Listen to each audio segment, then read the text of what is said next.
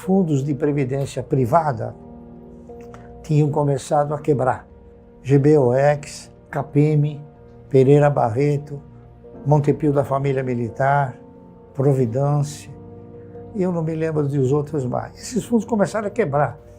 Então começou a despertar em mim a curiosidade. Por que eles quebraram?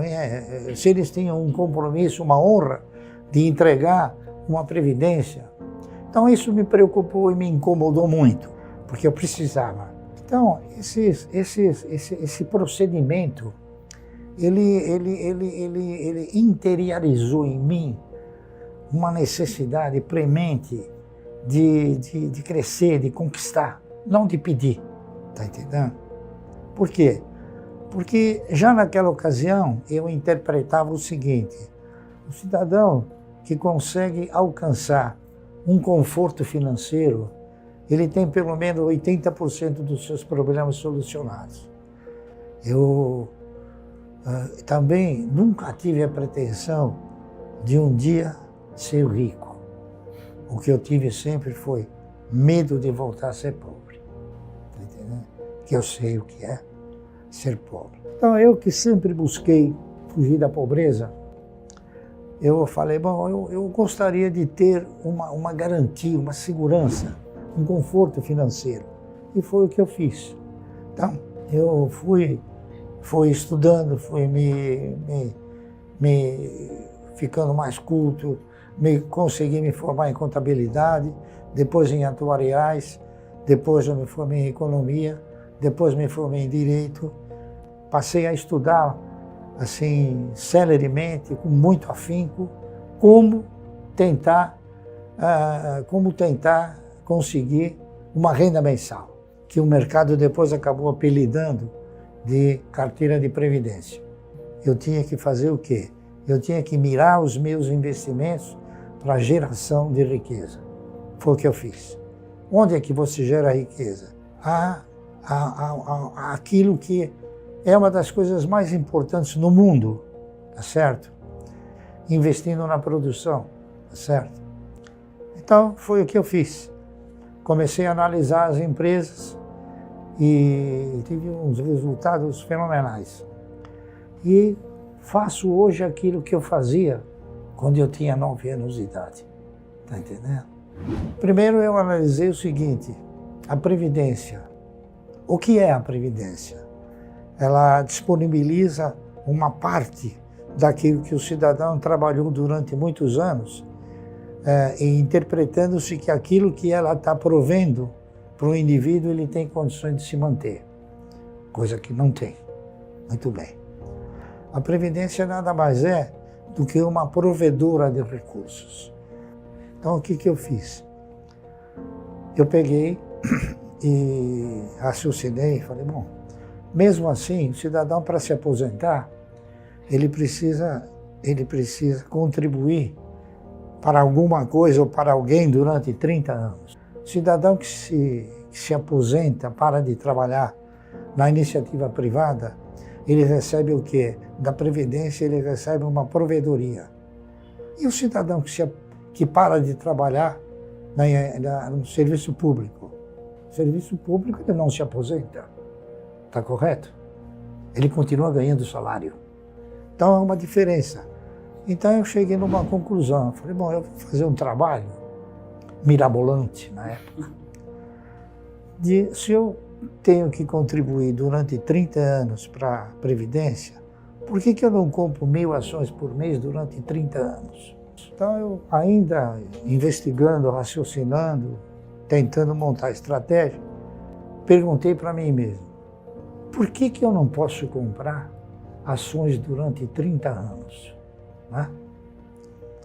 E essa resposta foi cada dia mais latente, porque eu estou pensando em investir na geração de riqueza e usar a renda fixa. Porque a renda fixa, na minha concepção, você usa que é para não pôr dinheiro debaixo do colchão, tá certo? Muitos falaram, você está visionário, tudo bem, mas eu vou conviver com essa minha visão. Eu concluí o quê? Que a Previdência além de ostentar a condição de provedora, ela ostenta a condição de empregadora. Só como provedora quebrou, como empregadora vai quebrar mais rápido. Então, o que aconteceu? Eu projetei esse trabalho, elaborei, pus um por um, 1000 ações por mês, como é que faz, como é que não faz, detalhei, pormenorizei. Eu tinha esperança, mas não segurança, que uma carteira de renda mensal pudesse dar resultado, não é isso? Porque é difícil você prever, né, uma coisa tão importante, tão significativa da época, né?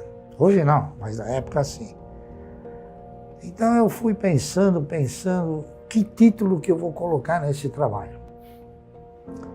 Se eu tinha tanta confiança nos projetos, e você não compra projeto, é isso? Diretamente. Você compra projeto indiretamente. O que você compra são as ações.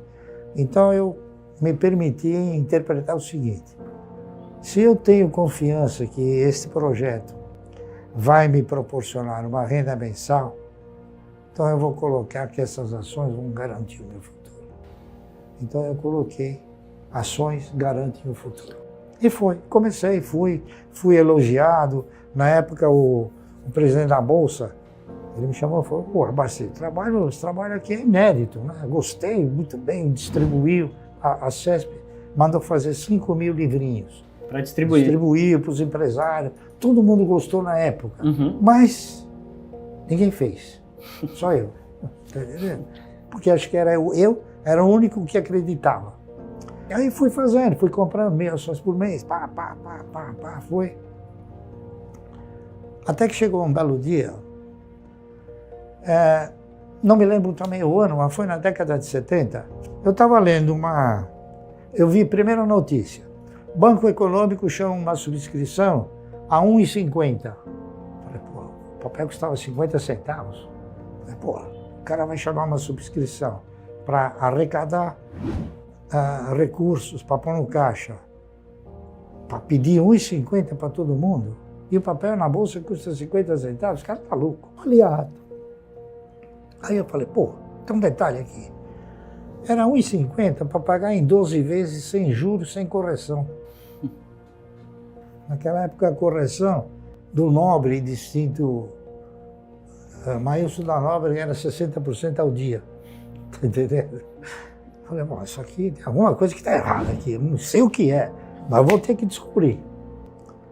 E, pá, de repente, deu um estalo. Eu falei, bom, o cara, ele vai chamar a subscrição, ele paga 10% e depois ele dá um dividendo.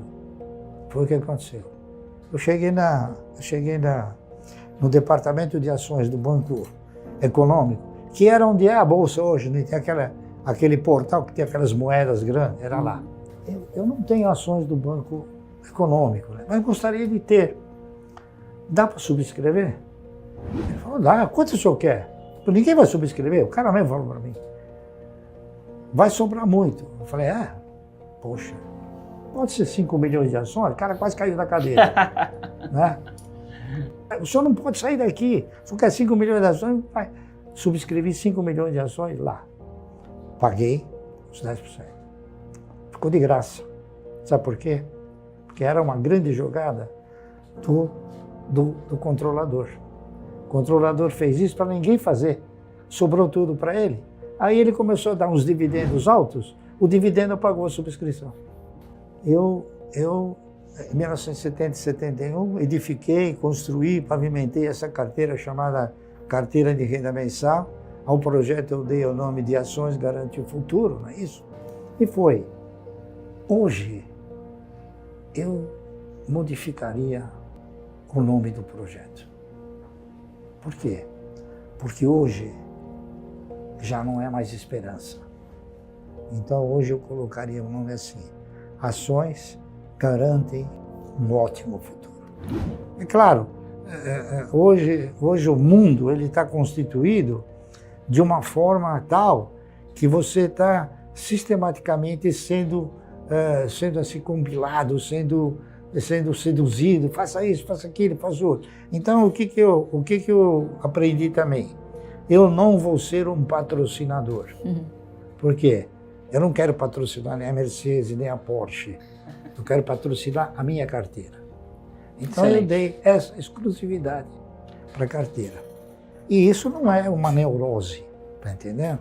Não é uma neurose, é uma postura. Tá certo? Sim. Porque não adianta você estabelecer uma regra e estabelecer um objetivo lastreado em metas e ir abandonando no meio do caminho. Então eu faço isso até hoje. Só que hoje nós fazemos com valores muito mais agregados, é claro, né? Mas com o mesmo sentimento de antes. Tá certo? Com o mesmo sentimento, com a mesma postura, com a mesma assim, eu diria, humildade, tá entendendo? E é isso aí. Então, essa é a minha história.